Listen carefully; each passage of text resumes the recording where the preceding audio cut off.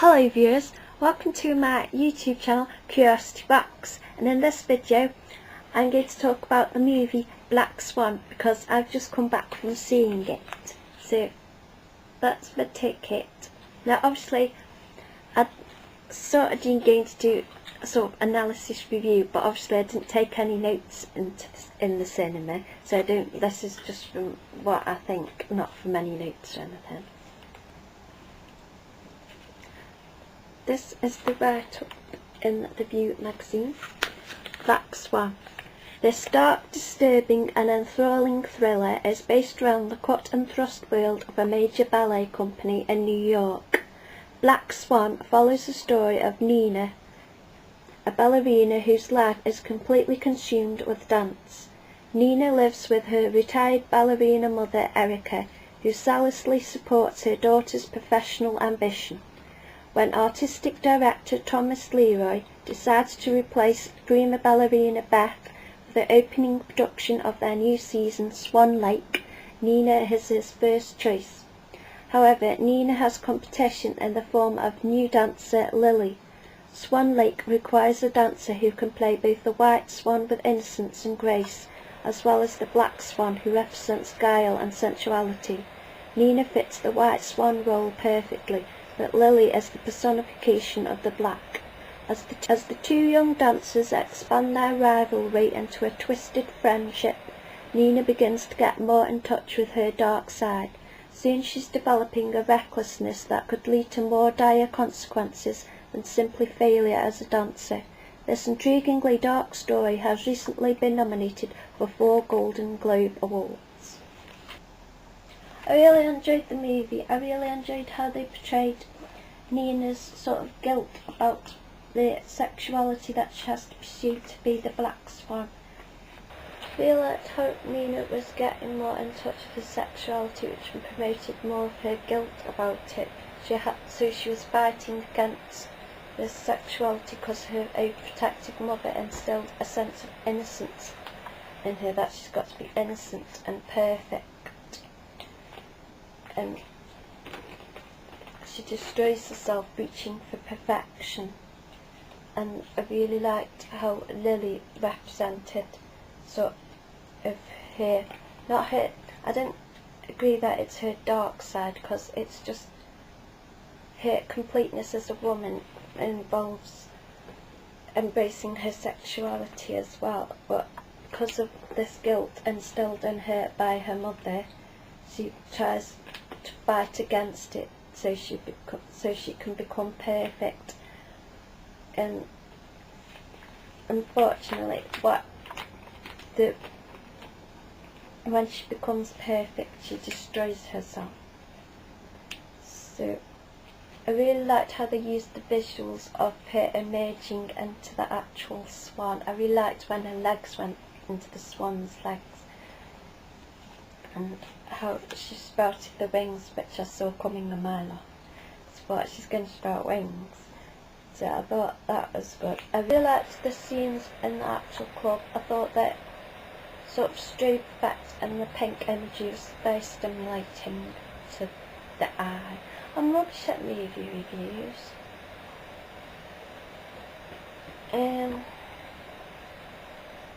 It's like the whole movie was actually like a proper ballet itself, so I liked how they used the Swan Lake music all the way through to sort of interpreted it throughout the movie. I find it hard to put into words what I analyse the story to be, but yeah, it's about fighting against her own sexuality and the conflict between the guilt put onto her by her mother and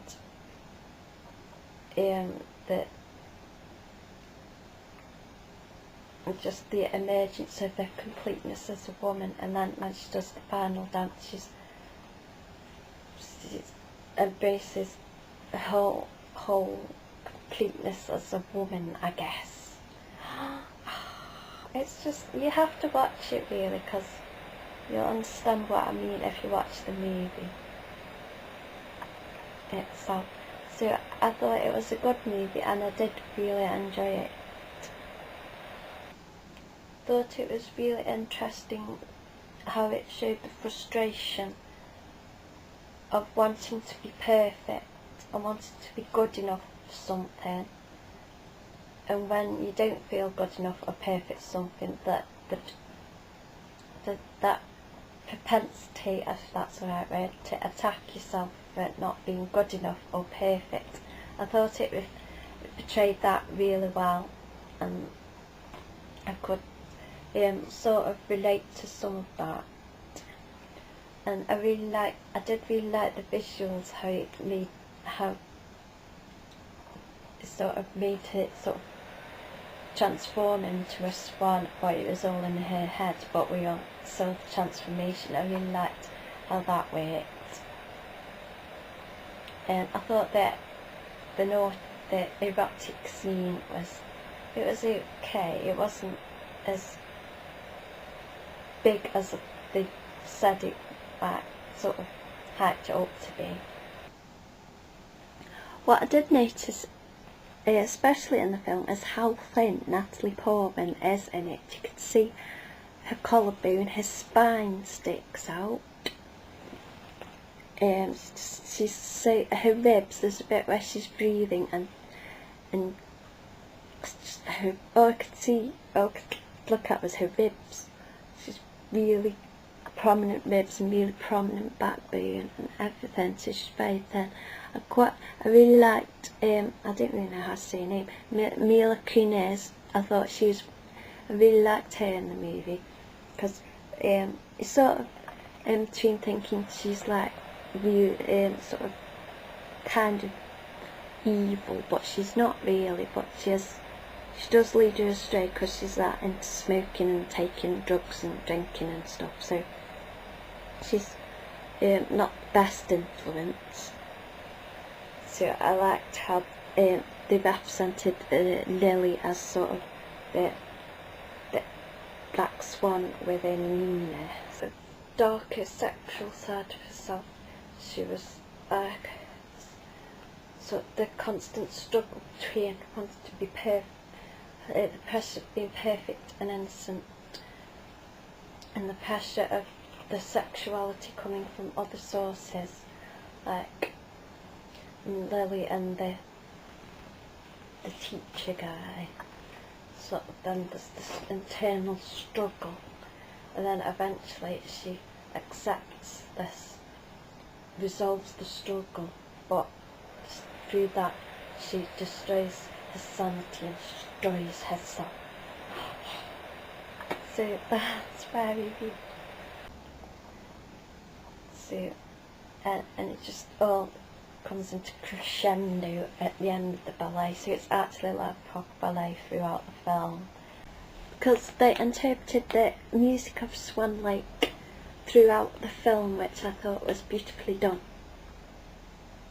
and I'd recommend this film. Yeah, I would recommend it. I don't know if I want to give it a score, to be honest, but it is one that I would suggest you do go and see. So that is my sort of amateur film review of it, and the next bit of this video is going to be about my hobby of going to the cinema and sort of theming my outfits and makeup. So I'll show you what I choose for my outfit and what colours I choose for my makeup, so stay tuned if you're into beauty and fashion.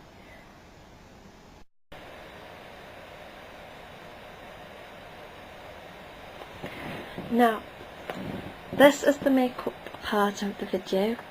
I'll go through what I did. I'll just show you what it looks like. So it looks like that. So I used the publicity shots you picked up on the red, because her eyes go red in the movie to represent the black swan, and then I did a bit of the black as well, and I used L'Occitane Food Artifice, the peony range of lipsticks. I'd probably if I'd had the time to find that darker red one, I would have gone for a darker red one really. But it's that colour. So sort of the idea is to go for a dark lip. And perhaps I would have gone for like a sort of more rouged cheek, possibly.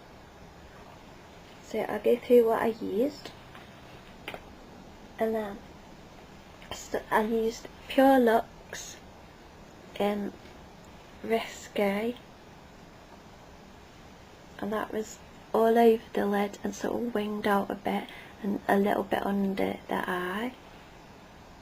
And then over the top I put on Pure Luxe shadow in OMG. That was on the eyelid itself and a bit of winged out. And then I used Black Cat, this is that one, Pure Luxe. And that was on sort of the outer half of the eyelid. And then my mascara is Swan all-in-one mascara, which is an absolute brilliant mascara. My favourite one that I found. My hair, because I've got short hair, I put my hairband on, and then you can also sort of clip it up at the back a bit and sort of smooth it down, which is what perhaps I would do if I was doing this as a proper look. I'd sort of pin it up as well as putting the hairband on and smooth it down. So yeah, that's the makeup what I did for Go See the Movie. I don't know if anybody appreciates it, but I like, because it makes me feel good, so I like theming my outfits and doing my makeup because it's fun.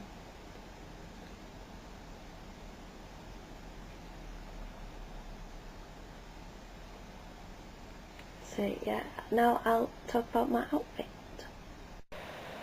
So the top is my jacket, which is all sparkly from River Island, my cardigan, and it has this detachable fur collar, and then I laid a couple of vests because it's still quite chilly out. So it's a lacy vest, and then my longer vest, and then now I'll show you what I've got on my bottom half.